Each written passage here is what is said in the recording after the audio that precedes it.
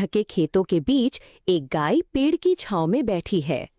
पास में एक बच्चा पेड़ को पानी दे रहा है और दूर किसान पौधों में खाद डाल रहा है। आसमान साफ है, पक्षी उड़ रहे हैं और पूरा वातावरण शांत और स्वच्छ। गांव के एक सच्चे किसान रामू दिन रात खेतों में मेहनत करता था। भगवान पता नहीं हमें किस बात की सजा दे रहा है। लेकिन कई महीनों से बारिश नहीं हुई थी, फसल सूख गई थी और घर में अन्न का एक दाना भी नहीं बचा था। उसकी पत्नी गीता तंग आ चुकी थी। तुम्हारी ईमानदारी से पेट नहीं भरेगा। जाके सेठ हरिराम से मदद मांगो। रामू झिझकते हुए सेठ के घर गया। सेठ हरिराम, जो अपने घमंड और लालच के लिए मशहूर था, ठहाका मारते हुए बोला, ईमानदार रामू, हमारे यहाँ कैसे? सेठ, कुछ पैसे चाहिए थे। कर्ज दूंगा, मगर बदले में तुम्हारी जमीन मेरी होगी अगर 1 महीने में पैसे न लौटाए। ठीक है मालिक। दिन बीते, बारिश अब भी नहीं आई। गीता रोती रही और रामू निराश हो गया। बारिश अभी तक नहीं आई। सेठ का कर्ज कैसे चुका पाऊंगा? अब तो महीना भी खत्म होने को आया। लेकिन तभी एक रात बिजली गिरी और सेठ की हवेली में आग लग गई। पूरा गांव बुझाने दौड़ा। सबसे आगे था रामू। उसने अपनी जान जोखिम में डालकर सेठ को बचा लिया।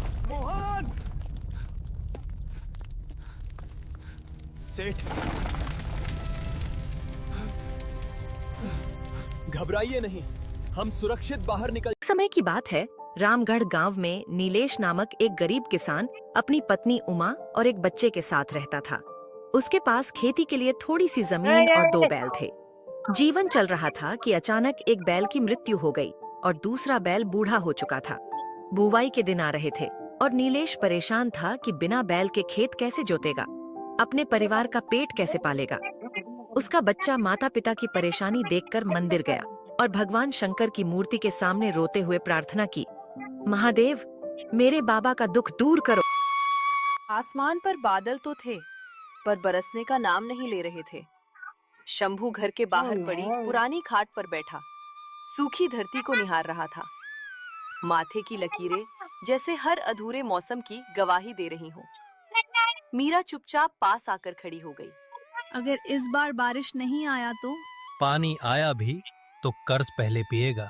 शंभू ने गहरी सांस ली। तभी दरवाजे पर कदमों की आहट सुनाई दी। साहूकार था, हाथ में बही खाता, चेहरे पर बेपरवाही। शंभू, महीने का वक्त पूरा हुआ। शंभू ने कुछ नहीं कहा। साहूकार चला गया। शंभू भी कुदाल लेकर फिर से खेत की ओर निकल गया, इस उम्मीद से कि हार मानकर बैठने से समस्या कम नहीं होती, बल्कि और भी ज्यादा बढ़ ही जाती हैं।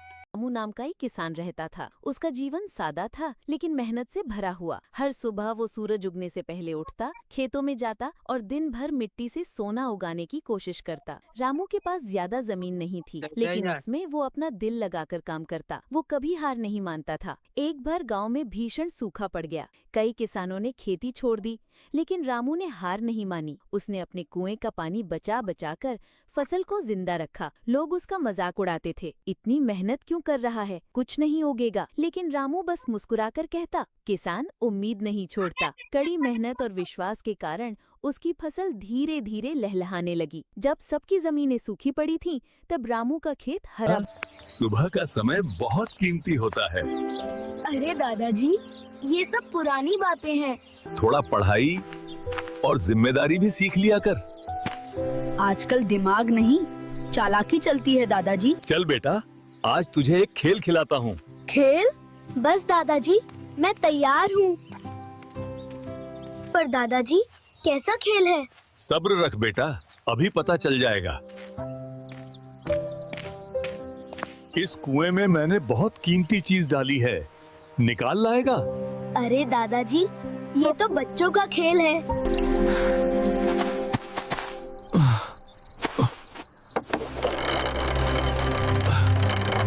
बचाओ!